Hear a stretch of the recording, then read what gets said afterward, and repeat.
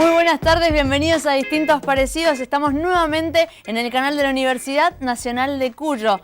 ¿Cómo estás, Caro? Bien, muy bien. Muy bien, y hoy, por supuesto, estamos de festejo. Nos adelantamos al festejo de mañana porque el 16 de agosto de todos los años, la Universidad Nacional de Cuyo festeja un año más. 79 años de historia tiene nuestra casa de estudios, que le ha aportado mucho a nuestra sociedad mendocina y a la Argentina también. Bueno, vamos a repasar esa historia hoy en Distintos Parecidos y también, por supuesto, hablar de ¿cuáles son los desafíos de la universidad? Los desafíos, los pilares actuales que tenemos, y en estos desafíos, bueno, vamos a hacer un revisionismo histórico, vamos a hablar de hoy, cómo se encuentra la universidad hoy y, por supuesto, en el mañana. ¿Cuáles son, como bien decías, los desafíos, esto que tiene la universidad para dar?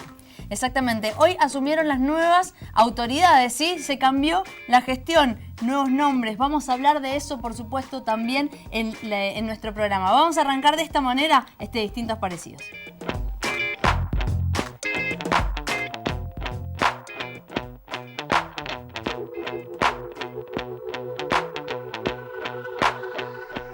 La misión de la universidad pública es la de estar siempre atenta y disponible para responder a las demandas de quienes la sostienen y la solventan.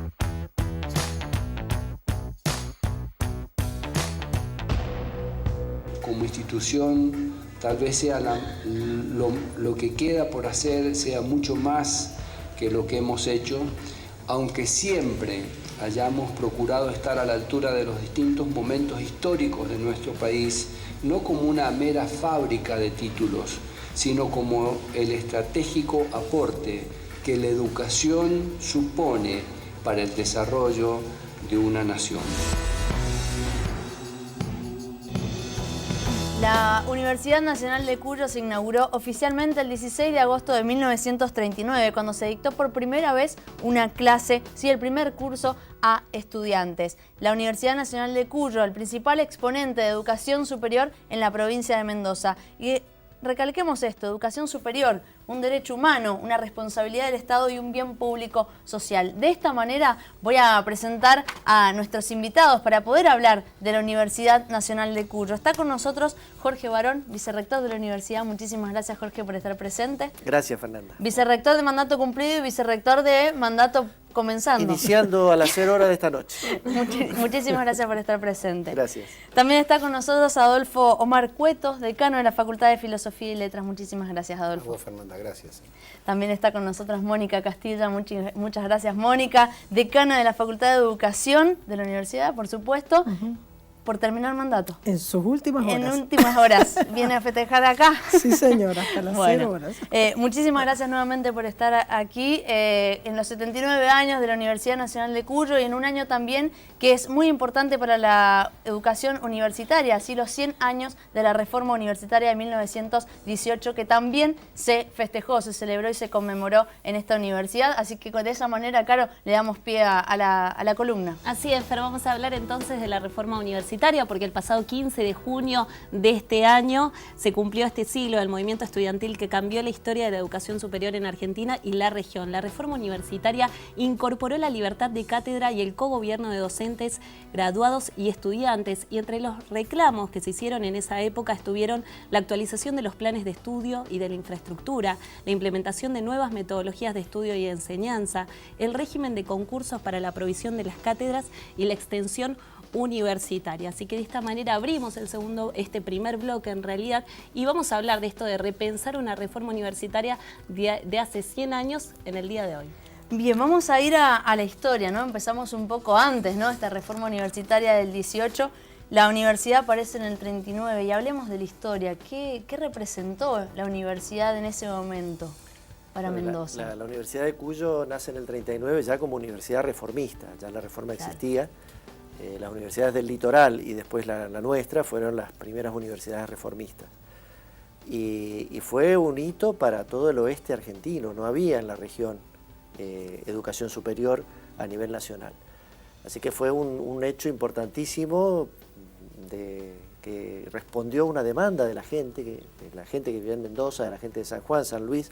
Recuerden que al principio era de Cuyo, en el sentido verdadero de Cuyo, involucraba a todas las provincias de Cuyo. Claro. Así que fue un hito histórico fenomenal. Igual creo que acá el decano Cueto, que es profesor de historia, nos va a poder contar un poquito más en detalle de esa situación.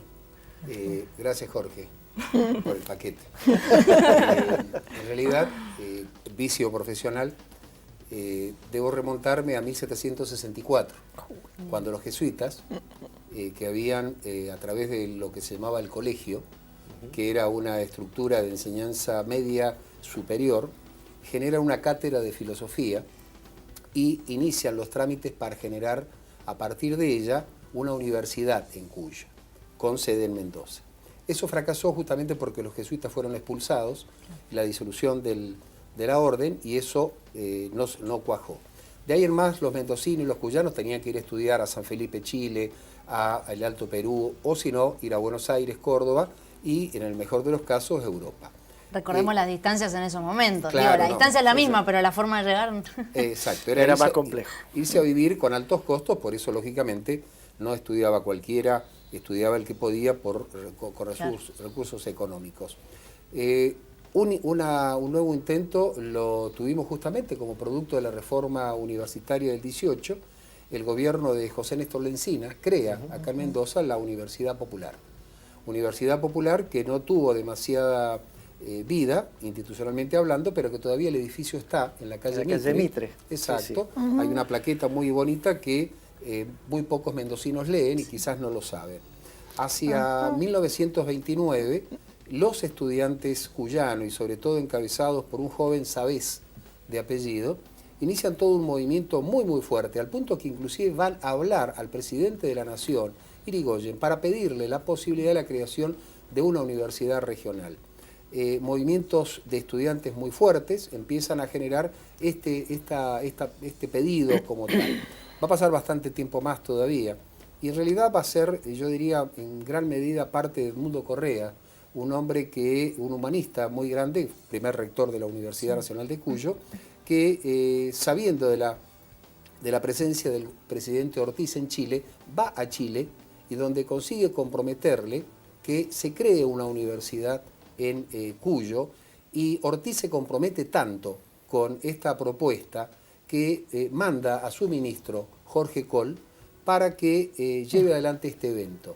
Por eso que la Universidad Nacional de Cuyo se crea en marzo del 39 mediante un decreto, no una ley. Claro. Esto es la primera vez que una universidad en la Argentina se crea por decreto y no por ley. Y sobre todo, como recién decía Jorge, nace con un criterio de universidad regional. Es decir, en ese momento estaba la de Tucumán, que había nacido con el mismo concepto. No estaban los subsidios, los presupuestos suficientes como para que cada provincia tuviese su universidad, y nacían con este criterio. Y la Universidad Nacional de Cuyo en el 39 nace como realmente una oferta académica para todo el oeste argentino, por eso que una de las primeras medidas fue el otorgamiento de becas que permitió que chicos de la Patagonia de todo el oeste argentino, e inclusive de las zonas del centro del país, vinieran a estudiar, y creo que ahí ya plasmó una lógica y una característica de nuestra universidad. Bien, ¿y eso continúa? Esa lógica, ¿cómo se mantuvo en el tiempo? Bueno, han habido variaciones. Por supuesto que yo no me puedo remontar a 1700, no es mi intención. No estuve, pero no es mi intención.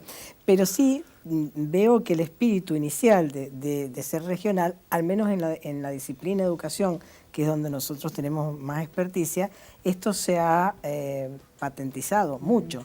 En el caso del regreso a la democracia, a partir del año 83, el rector normalizador reabre las carreras que habían estado en antropología escolar, que son las de educación especial, fundamentalmente para atender a personas con discapacidad auditiva, motora, intelectual y ciegos, ¿no? Y en este sentido nos convertimos en la primera facultad, que en ese momento era Escuela Superior de Formación Docente, que se dedicaba exclusivamente a la formación de educación inicial, primaria y especial.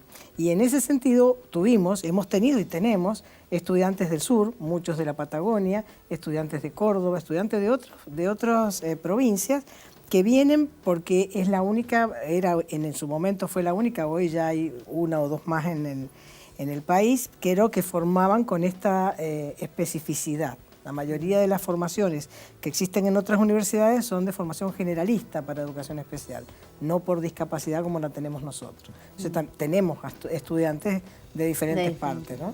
Sí, lo que decías complementa un poco la historia, que en el año 1973 la Universidad de Cuyo se divide en tres universidades provinciales: la Universidad Nacional de San Juan, la Nacional de San Luis y la de Mendoza, que queda con el nombre de Universidad Nacional de Cuyo. Claro. Y si ustedes tuvieran que definir el aporte que ha hecho la universidad en estos 79 años, ¿con qué palabras lo harías, Jorge? Mira, la universidad se ha ido transformando, la Universidad de Cuyo en particular se ha ido transformando con los años en un referente local para muchos temas. Es un ámbito plural, donde todas las voces se pueden pronunciar.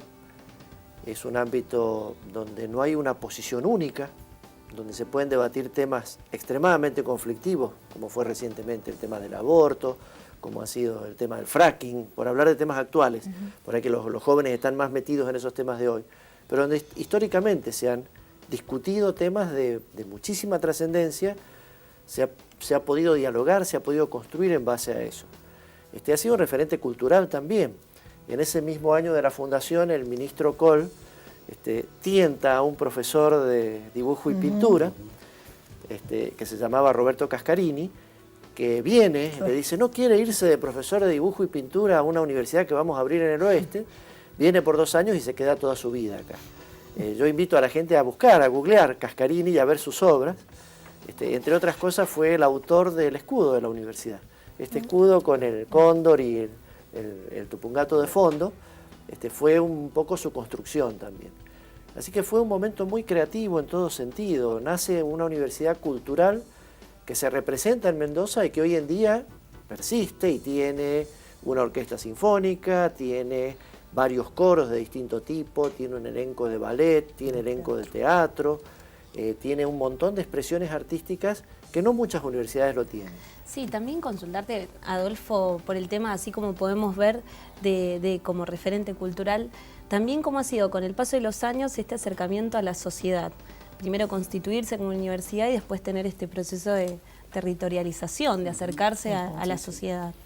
A mí siempre me llamó la atención, y sobre todo en los últimos tiempos por cuestiones de lectura, cómo la universidad de alguna manera vuelve a sus orígenes. ¿Por qué digo esto?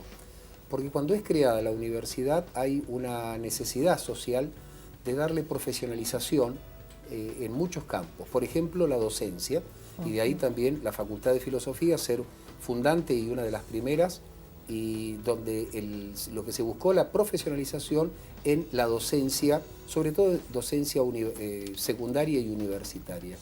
Pero la universidad, cuando uno hojea los libros en sus primeros años, lo que observa es que hubo un camino, luego de ese proceso de profesionalización, a trabajar sobre oficios, sobre actividades de capacitación de la población en general, donde las tecnicaturas estaban, quizás no se denominaban ni tenían la misma esencia que hoy, pero donde se trató de traer a la sociedad, al mundo laboral, con una experticia.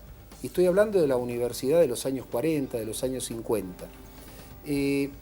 A su vez también la universidad tiene en sus inicios estudios y se vuelca sobre campos que realmente nos llama la atención hoy, como es todo la aeronavegación. Estoy hablando de los años 50, ¿cierto? Y pionera la Universidad de Cuyo en muchos temas. Claro, y entonces donde de pronto vemos una universidad que empieza a darle respuesta a la sociedad, ¿cierto?, en función de los tiempos que se están viviendo. Luego llegamos a un momento de una profesionalización, digamos, como realmente muy completa, con las 12 unidades académicas que hoy tenemos, con la cantidad de títulos, 220 y pico títulos que tenemos, pero donde la sociedad hoy, ¿qué demanda? Tecnicaturas, carreras cortas. Y hoy estamos volviendo de alguna manera a esto. Es decir, simplemente, por una lectura que puedo hacer de esta línea de tiempo, es que la universidad es flexible, es una institución que, pese a su dimensión, a su sentido académico, tiene un sentido de ubicuidad y de búsqueda del equilibrio y de respuesta al requerimiento social, que creo que estos ejemplos de alguna manera lo demuestran. Bien, y vamos a continuar hablando de esto, por supuesto, de la historia y de la actualidad de la Universidad Nacional de Cuyo. No quiero dejar pasar en esta parte, en este primer bloque de historia, un hito fundamental que tuvo que ver en el año 1949, durante el gobierno de Juan Domingo Perón, cuando se establece la gratuidad de la enseñanza universitaria, un punto creo que es fundamental también para tener en cuenta cuando hablamos de nuestra Universidad Nacional de Cuyo. Nos vamos a ir a un corte, vamos a continuar hablando de esto y los vamos a invitar a ustedes a que también lo hagan a través de nuestras redes sociales. Estamos en Facebook y en Instagram como Distintos Parecidos y en Twitter como @dpsenal1. Vamos a quedar en una pausa, pero enseguida continuamos hablando más de la Universidad Nacional de Cuyo.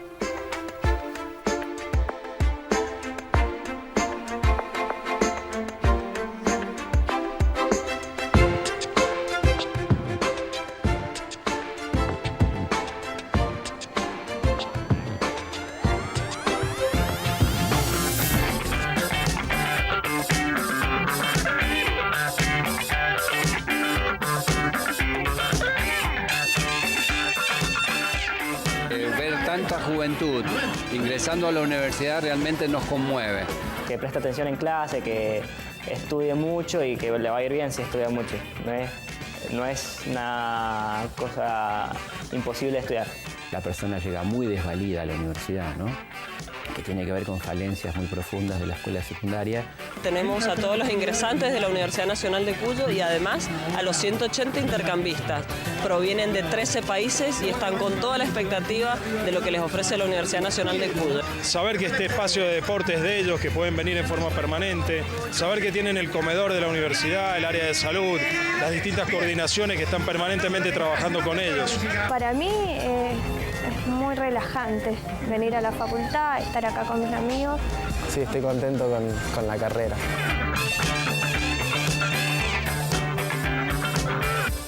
En consecuencia, el objetivo es estar cerca de ellos, contarles de qué se trata la universidad pública. Vaya, me estoy haciendo pasar por universitaria y no tienen la menor idea. Uy, tengo que actuar como ellas. La vida apesta. Totalmente.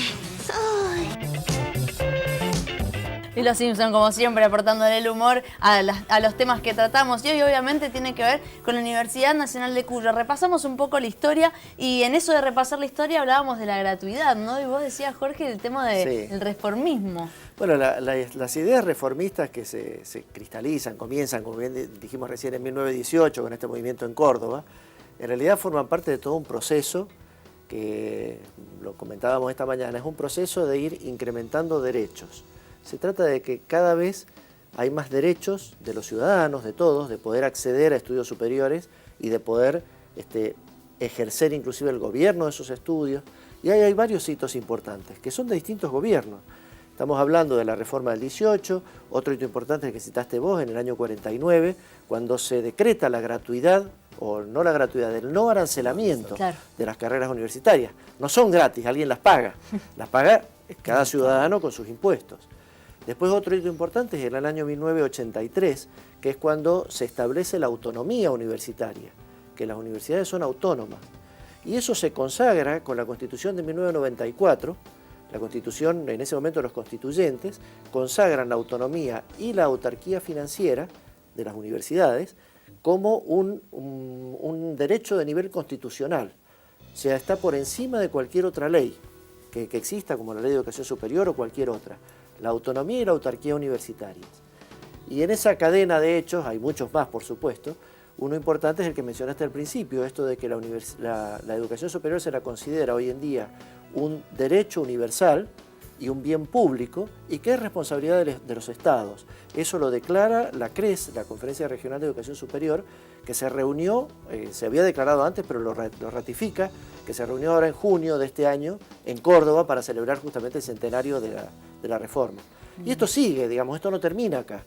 Cada vez se va trabajando y se va a continuar trabajando en ir incrementando los derechos de educación superior para los que van a la universidad, para los que no van a la universidad, para los que son objeto de programas de extensión, objetos de programas culturales, para que toda la posibilidad universitaria llegue a la mayor cantidad de gente posible. Bien. Hay que seguir trabajando sobre eso. Sí, sí. Hoy, digo, ¿en qué balance se hace de la Universidad de Cuyo hoy, Mónica? Y por ejemplo, nosotros, yo creo que la Universidad Nacional de Cuyo, tal como decía el doctor Cueto, vuelve a sus orígenes y revitaliza el sentido que tuvo crear una universidad regional al servicio del pueblo, que en última instancia es quien nos permite funcionar. Una práctica muy importante que se hace en la universidad desde hace mucho tiempo y que últimamente también se ha revitalizado son las prácticas de extensión a través de los proyectos Mauricio López, Gustavo Kem, Padre Contreras, el programa de educación en contextos de encierro. La concepción de la extensión no como un yo universitario voy a la comunidad a enseñar lo que deben hacer, sino yo universitario me involucro con la comunidad y juntos descubrimos qué se necesita, qué podemos ayudar a hacer y qué podemos orientar para que esta ciudad o estos ciudadanos tengan cada vez más derechos. O sea, creo que eso es algo muy importante. Cuando nosotros decimos, esta es una universidad de la abundancia, es una universidad de la abundancia porque tenemos múltiples carreras, tenemos actividades artísticas que no tienen otras universidades y que realmente son, pero baluartes. Nuestro coro universitario ha sido premiado en diferentes partes del mundo, nuestra orquesta sinfónica es de una calidad increíble, lo mismo en los elencos artísticos, pero también tenemos un cúmulo de docentes y de estudiantes y de gestores que hacen extensión, y una extensión pensada desde la real necesidad de la ciudad, del ciudadano, de la persona que está en el campo y que no va a poder acceder o no siempre puede acceder a la universidad. ¿Y cuáles son esas demandas? Entendamos que la extensión además es una actividad que no es, creo que lo dijo ahí, lo voy a especificar un poquito más, por favor. No es una actividad de asistencialismo, no, de ninguna manera. Para los universitarios es una instancia de aprendizaje, participar de un proyecto de extensión. El poder hacer eso, trabajar en conjunto con la comunidad, aprender de los saberes de la comunidad.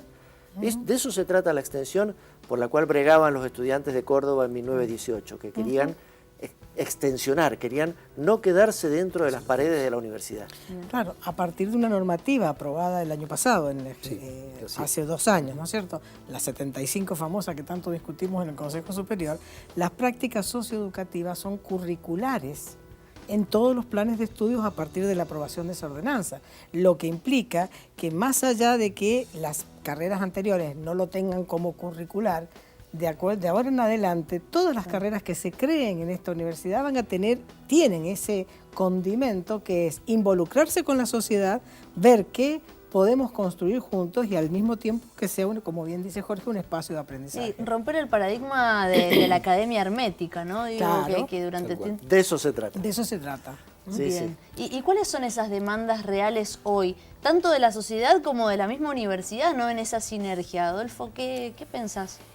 A ver, yo creo que uno de los grandes cambios que tenemos que dar, y justamente Mónica lo estaba planteando, y que creo que vamos en buen camino y en ese sentido, es la forma que tenemos para educar y para enseñar. Es decir, tenemos que romper las estructuras tradicionales con las cuales hemos desarrollado quizás nuestras carreras para poder hacer que el futuro profesional se inserte ya en sus actividades y en sus campos futuros laborales desde la función estudiante. ¿Por qué digo esto? porque realmente creo que una de las críticas que siempre se han planteado y que quizás nosotros mismos, como alguna vez estudiantes de estas carreras, veíamos, era que nosotros estudiábamos en la universidad, en las aulas, y recién hacíamos las primeras experiencias vivenciales profesionalmente cuando salías a trabajar y te encontrabas con un mundo totalmente diferente. Entonces, hoy cuando nosotros estamos hablando de la obligación de insertar a un joven que está estudiando en prácticas sociales, pero también le estamos haciendo la experiencia de las becas internacionales de movilidad, donde hoy los estudiantes nuestros están haciendo experiencias docentes a través de los programas de inserción social, de vinculación, de extensión, donde están insertándose en la sociedad, donde están enseñando en contexto de encierro, donde están desarrollando actividades de territorialización, donde están llevando actividades, por ejemplo, el día 22 se inaugura una actividad generada por estudiantes de arqueología en Tupungato, donde responde al requerimiento de la sociedad del lugar y donde se exalta la historia del lugar. Entonces acá se da esa sinergia y esa complementación entre nuestros estudiantes, futuros profesionales y los requerimientos de la sociedad para encontrar su identidad.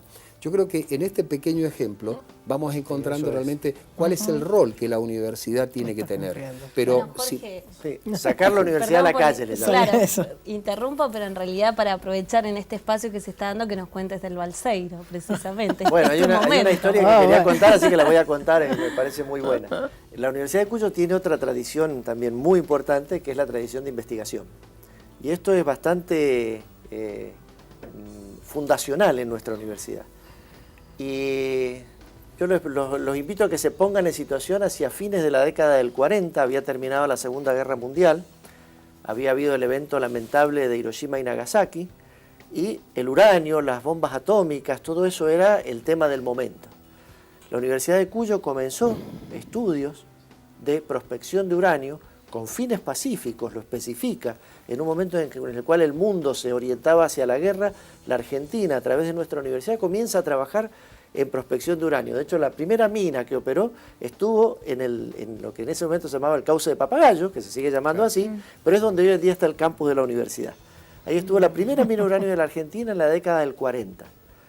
También comienza estudios de física muy fuertes. En ese momento se habían descubierto los rayos cósmicos, que era una cosa rarísima, y se monta un laboratorio en la Laguna del Diamante, que lo monta la Universidad de Cuyo. Y todo esto con un visionario que era Ireneo Cruz, nombre que después toma la Facultad de Filosofía y Letras, lleva ese nombre, que fue rector de nuestra universidad, y comienza a desarrollar muchísima ciencia de física y de ingeniería, en ese momento nuclear. Cuando aparece en la Argentina la Comisión Nacional de Energía Atómica, que es en el año 1950, la Universidad de Cuyo ya venía trabajando estos temas. Y cuando se decide crear un instituto para estudiar estos temas en el año 55, la Universidad de Cuyo era la que más experiencia tenía en todo el país. Por eso el Instituto Balseiro se funda en Bariloche, pero se funda bajo el ámbito académico de la Universidad Nacional de Cuyo. Mucha gente no sabe ni siquiera que el instituto depende de la Universidad de Cuyo, y muchas veces no saben por qué depende, si lo tenemos a 1.400 kilómetros de distancia. La realidad es que ya había muchos precedentes, muchos trabajos previos que dan lugar a lo que fue el estudio de la física y después de la ingeniería nuclear ahí. Y donde, bueno, tuve el privilegio de estudiar hace ya casi 40 años. Te diste el gusto, Jorge, sí, de hablar de contar. Bueno, y aprovechemos un poco para hablar de anécdotas, si quieren, ¿no? Después seguimos hablando de qué queda por hacer y todo lo que hay que... Yo puedo decir la mía, entonces. Por supuesto, por eso doy el pie. Yo hoy tuve la felicidad, ayer y hoy tuve la felicidad de encontrarme de vuelta con el ingeniero Armando Bertranú, que hoy le dije, Armando, fuiste un visionario, no te equivocaste, y hoy aquel experimento que era la Escuela Superior de Formación Docente como una unidad académica que solo formara docentes de nivel inicial, primario y especial, hoy es facultad, hoy tiene trascendencia nacional e internacional, hoy tiene estudios de posgrado dedicados a ese nivel de enseñanza que normalmente está en las jurisdicciones a nivel provincial. Muy pocas, 15 universidades en todo el país tienen esta formación y solo 5 tienen junto con especial. Entonces creo que fue un visionario y le agradecí profundamente a aquel noviembre de 1995, en el que queríamos pasar a ser facultad, dejar de ser Escuela Superior de Formación Docente. Habíamos trabajado con María Victoria Gómez de Erice en la efectivización, los concursos, la investigación, la extensión. Hacíamos todo lo que hacía una facultad, pero nos llamábamos escuela. Todavía no eran facultad. Todavía no éramos. Y en noviembre de 1995, Armando Bertranú, con una calma y con una paciencia y un don de gente increíble, capitaneó, porque es el término correcto, una asamblea multitudinaria con todos los estudiantes en contra porque no querían que adecuáramos el estatuto a la Ley de Educación Superior, pero nosotros sí queríamos porque ahí estaba nuestra facultad, así que bueno, fue todo una lucha simbólica, pero que nos permitió crecer como facultad y continuar. Y hoy le dije, ha sido un visionario, tenemos, y voy a dar la noticia porque me enteré ayer, así que se lo comenté esta mañana a mis colegas, de que la CONEAU ha aprobado el primer doctorado de esta facultad, que es el doctorado en Educación en la Diversidad. Qué buena noticia. Para nosotros decir, bueno, Armando, gracias por creer que podíamos ser una unidad académica al nivel de cualquiera de las otras unidades académicas de la universidad. Hicimos un largo camino, pero lo logramos. Y la verdad que en lo personal, en lo institucional y en lo personal estamos más que satisfechos. Bueno, queda un camino más largo todavía, ¿eh? Hay mucho más para adelante. Queda mucho, ¿no? Queda mucho, pero ya se verán los que siguen, ya. Para irnos al corte te pido por favor que nos repitas cuál es el doctorado que se ha reconocido. Ha sido aprobado ayer, o sea, ayer hemos recibido el dictamen del doctorado en Educación en la Diversidad. En la diversidad. Bueno, y de esta manera nos vamos a ir a un nuevo corte, pero vamos a continuar hablando de nuestra Universidad Nacional de Cuyo. Le vamos a dar el lugar a Adolfo también para que nos cuente alguna anécdota y, por supuesto, continuar hablando de cuáles son los desafíos de esta casa de estudios tan importante para nuestra provincia. Ya venimos.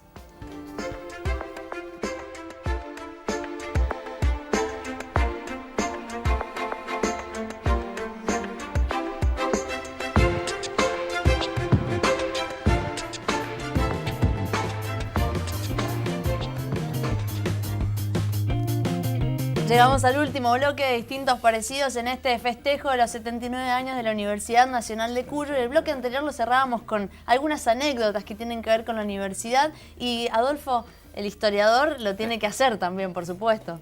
Está bien, pero yo más que quizás hablar de anécdotas puntuales o personales, referenciar quizás algún hecho que haya marcado trascendencia de la Universidad Nacional de Cuyo. Y permítanme que me vaya a una disciplina que me llega muy de cerca, que fue el Congreso de Filosofía del año 49, que justamente el año que viene vamos a homenajear durante todo el año porque van a cumplirse 70 años. Y fue un año muy, muy importante, no solamente por lo que marcaba Jorge justamente sobre este no arancelamiento de la universidad, sino también porque hubo todo un encuentro, como se tilda, fue el primer congreso académico de filosofía sistematizado, ¿cierto? Y donde la presencia de todos los filósofos más importantes de Occidente estuvieron presentes en ella, amén del famoso discurso del general Perón, en ese momento presidente de la Nación, que se lo conoció luego como el discurso de la comunidad organizada, donde realmente quedó marcada toda una tercera posición que se dio en nuestro Teatro Independencia. Digo, un hecho que se dio en la historia, en el hecho del seno de nuestra universidad y que marcó no solamente en la provincia, sino a nivel nacional y a nivel internacional todo un proceso. Inclusive hay un último libro que más que contar una anécdota, los invito a todos los televidentes, incluso a la comunidad universitaria, que es este último libro que se escribió de la Universidad Nacional de Cuyo, que es Encuentro de Saberes, donde la propuesta es muy interesante porque es contar la historia de la universidad a partir de la historia de las facultades, donde hay una sistemática de presentación institucional, pero donde también cada autor que se encargó de una facultad van contando no solamente hechos de su estructuración, de su origen, de cómo se fue consolidando esa unidad académica, sino también hay anécdotas y hay realmente es una historia muy íntima que creo que es un aporte a la historia de la institución, que hay que leerla para conocernos un poquito más como institución. Qué bueno, Yo quiero contar una anécdota también de filosofía y letras, que mucha gente por ahí no sabe, que ha tenido profesores célebres. Y hay uno en particular que es Julio Cortázar. Mi fanatismo no me lo permitía no decirlo. No decirlo. Julio Cortázar, profesor de la Universidad Nacional de Cuyo. Así es. Bueno, y también tengo que permitirme uno más. Primer honoris causa de la Universidad Nacional de Cuyo, presentado por la Facultad de Filosofía, Jorge Luis Borges. Ah, mira vos. Bueno, así que pequeños nombres estamos diciendo, ¿no? Pequeños nombres. Claro. Bueno, sí, en el 44 y 45, perdón Jorge que te corté, pero digo, me emocionó el decirlo porque lo tenía ahí anotado. 44 y 45, 1944 y 1945, Julio Cortázar fue profesor en la Universidad Nacional de Cuyo, dictó las cátedras de Literatura Francesa 1 y 2 y de Literatura de la Europa Septentrional. Así que bueno, como para tener esas perlitas, ¿no?, también de nuestra universidad. Sí, tenemos una universidad muy rica y la riqueza quizás de la universidad no solo es su historia, que tiene mucha historia y mucho más por andar, sino su enorme diversidad. La universidad nuestra tiene de todo. Tiene de todo, tiene de todas las disciplinas, tiene de... Ustedes piensen que tenemos una universidad que va desde las guarderías, van desde los bebés a la universidad, en nuestras guarderías, con un programa educativo estamos hablando para niños pequeños, la escuela primaria Carmen Berarenas, nuestras 7 escuelas secundarias, nuestra universidad de grado, posgrado, postdoctorado. O sea, cubrimos todos los niveles educativos y eso también le da una gran riqueza. Bien, y quería llegar también al pluralismo ideológico que se ve dentro de la universidad, teniendo en cuenta, bueno, centros de estudiantes, partidos, militancias, agrupaciones dentro de las distintas facultades y a nivel universidad también. ¿Cuánto le aporta y cuánto le aporta eso a la universidad y al revés también, ¿no? Digo, y viceversa. Bueno, justamente uno de los postulados de la reforma era la universidad pública, gratuita, laica y cogobernada. Y en este cogobierno necesariamente se tienen que lograr consensos para poder producir cambios y poder producir modificaciones en la estructura social. De nada sirve que seamos excelentes académicos si eso no puede ser transformable para ayudar a la sociedad que nos hace... que nos da el sustento para vivir.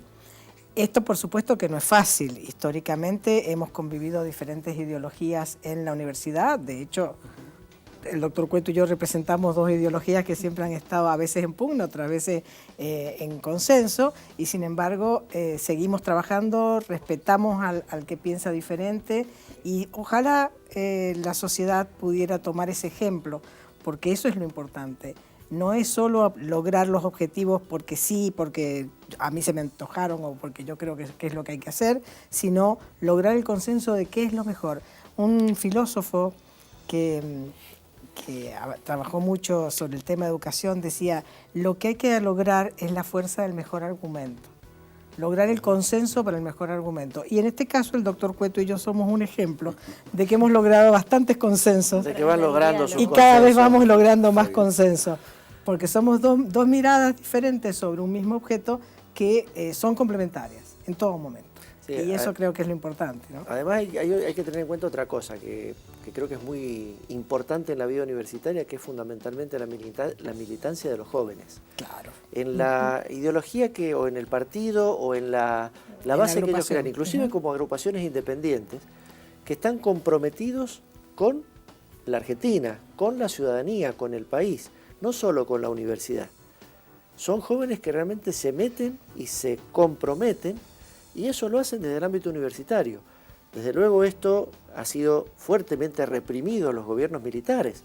Son usinas de pensamiento, usinas de ideas, de creación, en la diversidad, en opiniones diferentes, a veces en confrontaciones, pero se ha mantenido en las universidades o se ha podido fortalecer, y en estos últimos años, que llevamos ya 30 y pico de años de democracia, acuérdense del 83 hasta acá, 35 años ya, hemos visto un crecimiento enorme de las agrupaciones estudiantiles y de su compromiso. Como dice Mónica, cogobernar, por ahí es fácil decirlo, pero hay que estar en el Consejo Superior, hay que llevar propuestas, hay que sostenerlas, hay que discutirlas. Y así como están los estudiantes, no podemos obviar el momento también actual que también está otro claustro que está relacionado con los docentes, ¿no? Que quizás es la universidad de mañana, y aprovechando este momento también que queremos consultarles. Estamos pasando un momento complejo a nivel nacional. y esto fundamentalmente porque hay una paritaria nacional, los temas correspondientes a los empleados de la universidad, docentes, a los que somos docentes de ahí, se tratan a nivel nacional. Somos universidades nacionales y esto se trata con el Ministerio de Educación.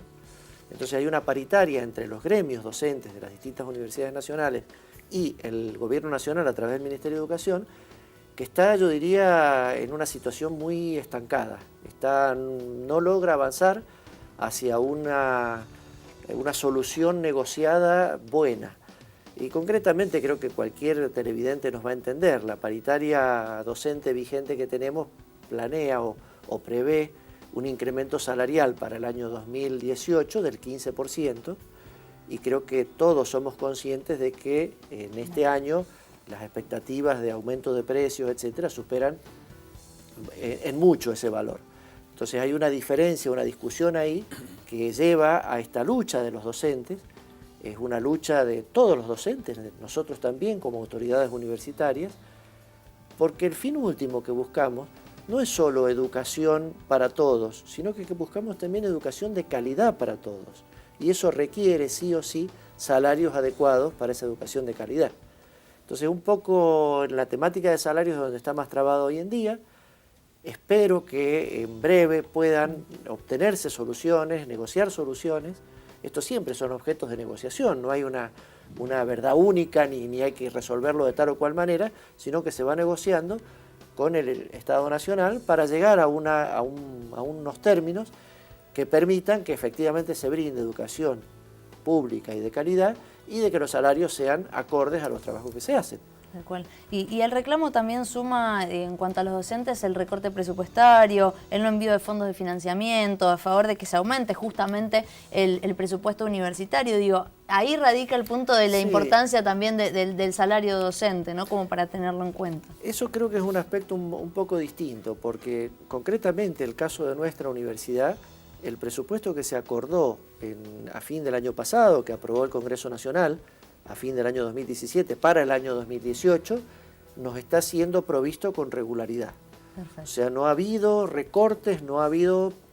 Esto en el reclamo por el paro nacional, ¿no? A eso era la acotación también, pero que no queda exento de... Claro, pero por ahí yo creo que eso es también una situación de expectativa.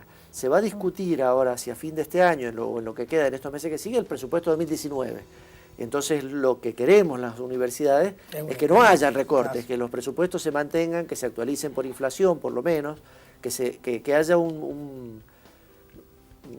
hasta diría que haya un crecimiento desde el punto de vista de qué porción del PBI se dedica a educación superior. Claro, de todas maneras, yo creo que eso también, en relación al concierto nacional, esta universidad, y esto lo hemos dicho siempre, ha sido históricamente, es, y esperemos que siga siendo, una universidad ordenada en sus finanzas.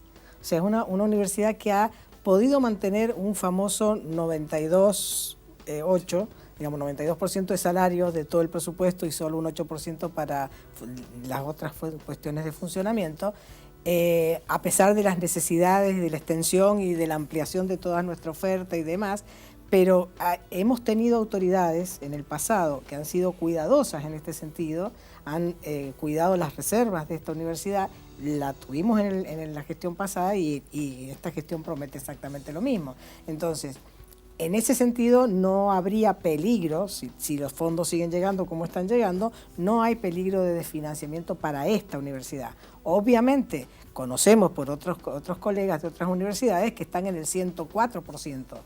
De gasto entre salarios y funcionamiento. Entonces, bueno, el problema no tiene que ver solo con esta universidad, sino con el concierto de otras universidades, con la generación en la década pasada de una cantidad de universidades increíbles y en el aumento presupuestario para esas universidades, por lo cual es otro conflicto, digamos.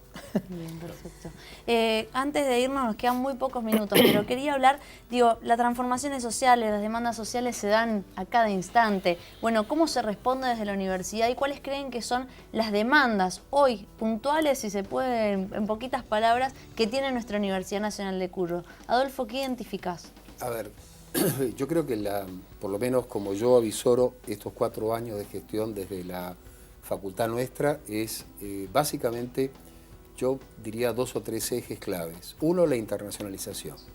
Es decir, como universidad donde nosotros nos sentimos sólidos, como estructura académica, como en el campo de la investigación, en la extensión, evidentemente tenemos que desarrollar un proceso de internacionalización mucho más activo, más agresivo, teniendo en cuenta algunos parámetros, porque la lógica de la política de la internacionalización implica a veces algunas concesiones que debemos discutir primero hacia adentro de la Universidad Nacional de Cuyo.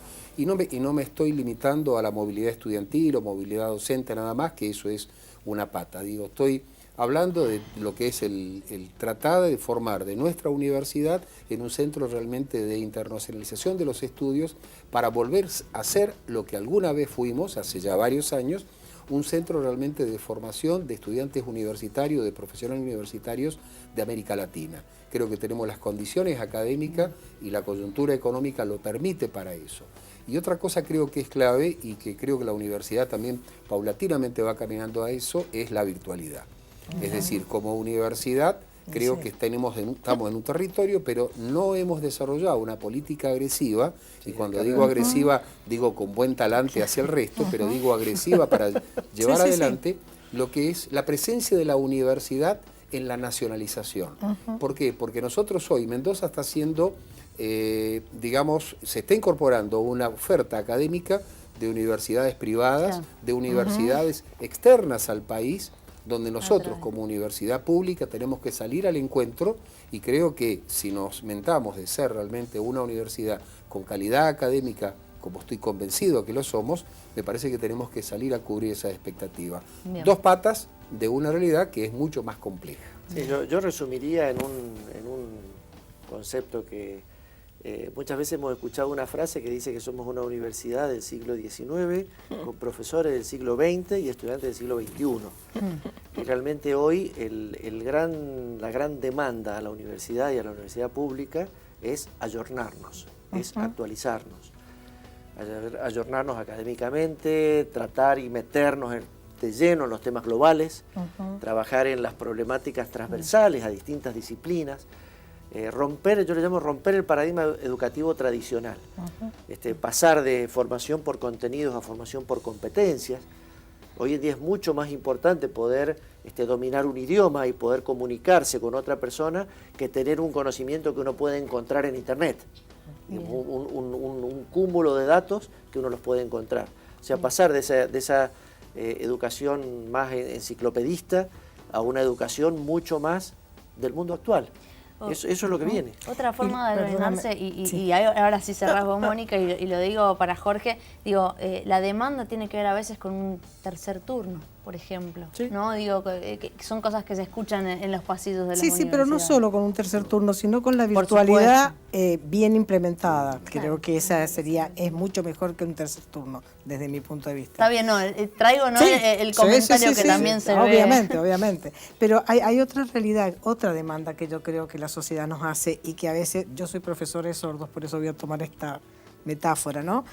Hay un estudioso del lenguaje que es Rafael Echeverría, un estudioso chileno, que dice escuchar, el lado oculto del lenguaje. Tenemos miles de estudios sobre cómo hablar, qué decir, discursivamente, el argumento y demás, pero hay poco escrito y poco estudiado sobre el escuchar. Y yo creo que la demanda que nos hace también la sociedad es que aprendamos a escucharla, a escuchar sus necesidades y no lo que nosotros creemos que necesitan.